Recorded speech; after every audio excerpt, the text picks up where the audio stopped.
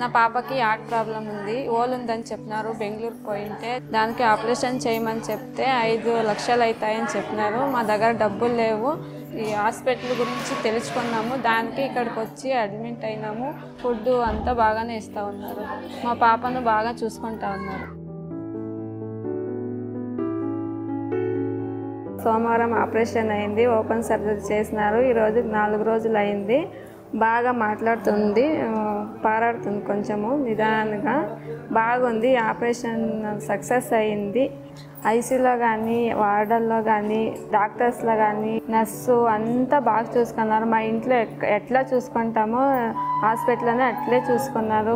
ఈ పాపకి ఆపరేషన్ అయింది అని గంటకు ఒకసారి వస్తారు, చూస్తారు. జ్వరం వస్తుందా లేదా, బీపీ అన్నీ చెక్ చేస్తున్నారు. ఈ హాస్పిటల్ లేకుంటే మేమేం చేసేమో మాకే అర్థం కాకపోయింది. థ్యాంక్స్ ఈ హాస్పిటల్కి.